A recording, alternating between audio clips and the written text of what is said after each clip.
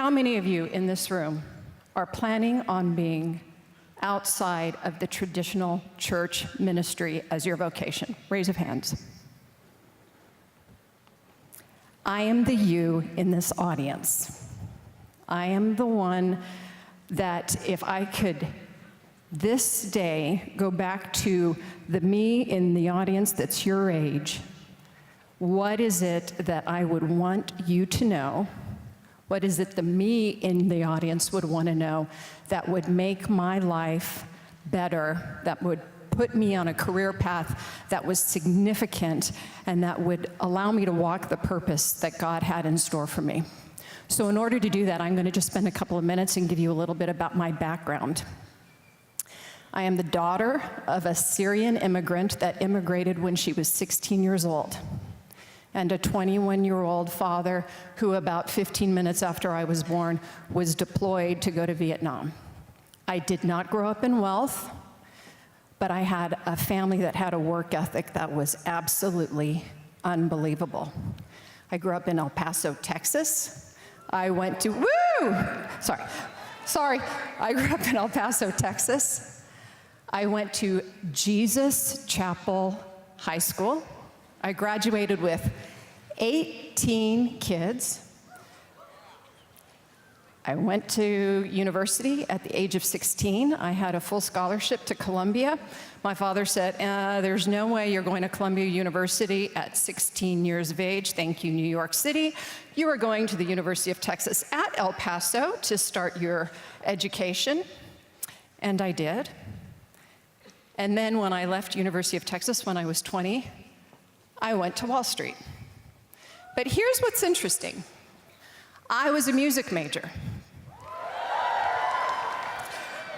I was going to be the next Amy Grant, or so I thought, because I had been taught when I was a child that I was ordained for something really spectacular. So for me, ordination meant that I was going to go into the ministry, right? That's what ordained means.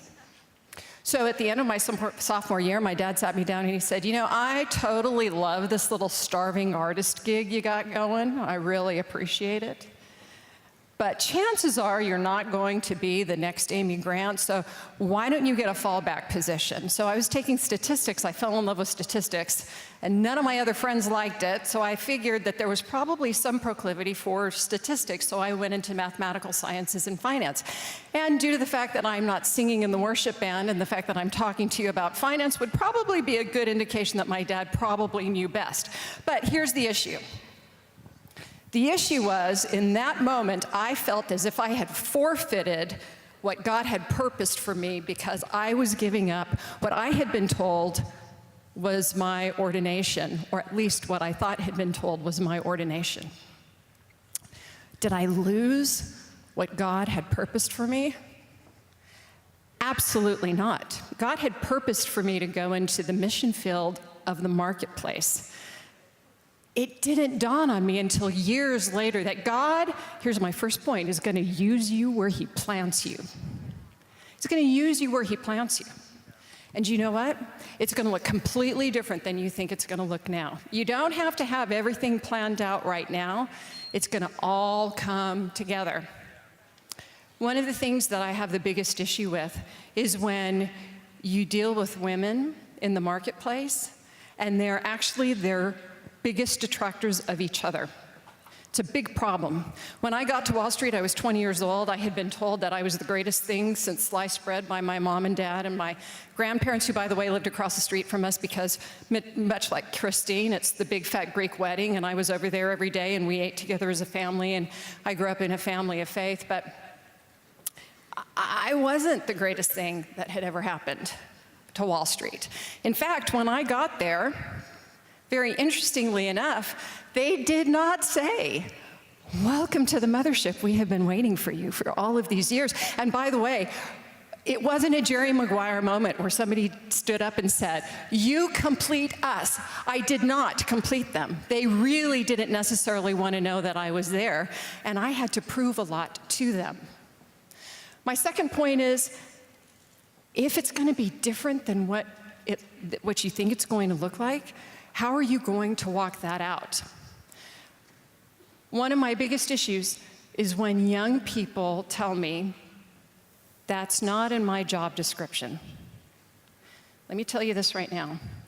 You may be ordained, but you are not entitled. You have to prove it out, walk it out, work it out. I was in an airplane, which I spend about 50% of my life. You know, has anybody seen the movie Up in the Air with George Clooney, and he has that little special wonderful card? I have that little special wonderful card, which is, you know, the top 1,000 elite flyers in the country. I'm in 200,000 different places all the time. We have offices in Rio and Stockholm and London and New York and Paris and Chicago and Schaumburg, Illinois. I've got to shout out to my Schaumburg office. I have offices all over the world. I'm in London about every 4 to 5 weeks. I'm in New York almost every other week. It is an exhausting pace. So I was on this airplane, and my life is scheduled in 15-minute increments. And the pilot gets on and says, ladies and gentlemen, we're going to be about 45 minutes delay. This is a big issue for me because he doesn't realize that I have a meeting to go to, and he doesn't really appreciate that. So I couldn't figure out what was going on. They call maintenance. Maintenance says, oh, well, this is a brand new 737, and on the 737s, they have these square flushes for the lavatory that you have to really push very hard so that the suction comes up and it'll actually flush. Okay, fine. They teach the person how to do that. We take off. About 3 weeks later, I'm on another 737, different flight crew, and I hear, ladies and gentlemen, we need to call maintenance. We have a laboratory issue. I mean, I am sitting in the front row. I ring my flight attendant call button. I go, I know how to fix your toilet.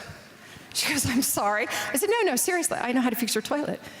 She goes, okay, be my guest. And so I explained it. It's square, you push, it's suction, yada, yada. That's great. 4 months later, my husband and I are going to a conference that I'm going to be speaking at, and I'm walking down the jet bridge, and the flight attendant sees me. It happens to be the flight attendant from the previous flight, and she claps her hands, and she goes, it's the toilet lady. Was that in my job description? Yeah, no, wasn't in my job description. But I did what had to be done in order for us to get to the next level. So you've heard the wonderful preaching. You've heard the vision. That vision has been set. Now, what are the tactical and strategic things that you need to do in order to get that vision birthed? And that vision, which is not tangible, to become a tangible. I think about one of the most interesting things I've heard recently, and this is a shout out to all of our athletes. There was an article that came out a few weeks ago about how Urban Meyer and the Ohio State Buckeyes beat Oregon. Now, do you know how they did it? Urban Meyer, after the game, when he played and beat Alabama, which he was by FYI, Alabama's a 13.5-point favorite. But he beats Alabama. He goes and watches game footage of what Oregon did to Florida State. He watches it twice that night. On the following morning, he calls his entire team together. They were exhausted. They were spent. They had just flown in from playing Alabama, and he calls them together and he goes, I have the strategy on how we're going to win this game. They go, great. Are we going to get a new offense? Are we going to get a new defense? He goes, no, we're going on Weight Watchers. He put his team on Weight Watchers, and here's the reason why. He said, we have 2 weeks to get leaner and meaner because all of our opponents have been playing power football. We are now going against a team that is a speed team, and they wear out their defense in the second half. So for 2 weeks, he reduced weight training, he increased cardio, and he put them on Weight Watchers. Now, for folks that don't know football, and I happen to be a huge football person statistically and in terms of a fan, I will say this. He got his defensive line to go from a 4.9 40 to a 4.7 40, and I don't know if you watched the game, but they whipped butt. And here's the reason why. Because the competitive landscape shifted, the coach was able to make modifications and adapt to the landscape that had changed. When you leave here today, you are going to have to constantly adapt to change, because the only constant in your future is going to be change. And adapting to that landscape is so incredibly important. Folks, you're not perfect, but you are being perfected. I have 324 more points. We are out of time.